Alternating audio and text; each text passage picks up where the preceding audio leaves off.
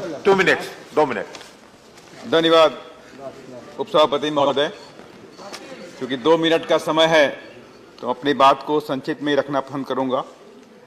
और इस सदन में मैं सुषमा जी की एक बात को मैं कोट कर रहा हूं कि अभी कई सारे सांसदगणों ने, कई सारे लोगों ने बात को रखा और सभी लोगों ने इंटरनेशनल आंकड़े प्रस्तुत कर दिए। यहाँ पर देश की जो गरीब जनता है, आदिवासी है, चाहे वो दलित है, जो गांव में रहता है, डेली मजदूरी करता है, वो इंटरनेशनल आंकड़ों को नहीं जानता।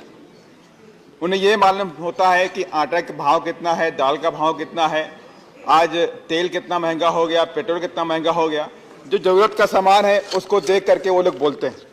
तो इन आंकड़ों के जाल में अभी प्रोफेसर जी ने बात भी रखी कि आज आम आदमी इस दौर में महंगाई के जाल में और सरकार के आंकड़ों के मकर जाल में फंसा हुआ है।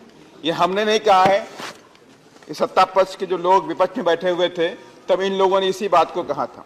और आज मैं आपके सामने की बिल दिखा रहा हूं आपको, केंद्रीय उपभोक्ता भंडार, जो केंद्रीय उपभोक्ता भंडार का बिल है, 841 रुपए का सामान खरीदा गया और उस पर 84 रुपए का इस पर टैक्स लगा हुआ है, जिसपे दाल है, साबुन है, जरूरतमंद का सामान है। वहाँ टीवी फ्रिज नहीं मिलता है, केंद्रीय उपभोक्ता भंडार पे वही सामान मिलता है जो डेली यूज में होता है।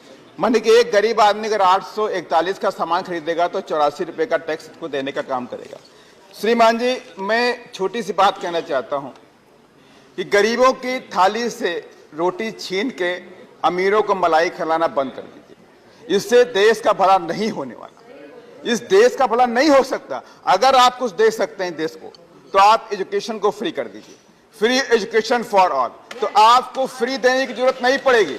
कल लोकसभा के अंदर शायद एक सांसदगण ने बोला फ्री फंड का देते हैं। ये सरकार की उपलब्धि नहीं होती है। फ्री फंड का देना, फ्री बीस कोई सरकार की उपलब्धि नहीं है। आपकी उपलब्धि तब होती है जब आप आवाम को इतना ताकतवर बना दो कि वो महंगी से महंगी चीजें खरीद सके। इतनी ताकत बना दीजिए, आप एजुकेशन दीजिए, उसके लिए रोजगार परक अवसर उत्पन्न कर दीजिए, वो ऑटोमेटिक उसको खरीदना शुरू कर देगा। इसलिए श्रीमान जी, इन सब बातों पर ध्यान दिया जाए। और अभी श्रीमान जी 2 मिनट ही हुए हैं, आपने सबको 2 मिनट ही आपका टाइम है, प्लीज। ठीक है, मैं कंक्लूड कर रहा हूं, मैं कंक्लूड कर रहा हूं अपनी बात को। मैं आपके माध्यम से सरकार से मेरा निवेदन है, आपसे निवेदन है कि जो आटा, दाल, चावल, जो रोजमर्रा की जो जरूरतें होती हैं, गरीब आदमी और आम आदमी जिस तरह से अपनी मजदूरी करके पेट चलाता है, उसको ध्यान में रख करके इसको बैक कर लिया जाए। इससे जीएसटी जो दाल, आटा, दूध, गेहूं जो भी लगाया गया है, इससे खत्म कर दिया जाए। यही मेरा आपसे निवेदन है। धन्यवाद।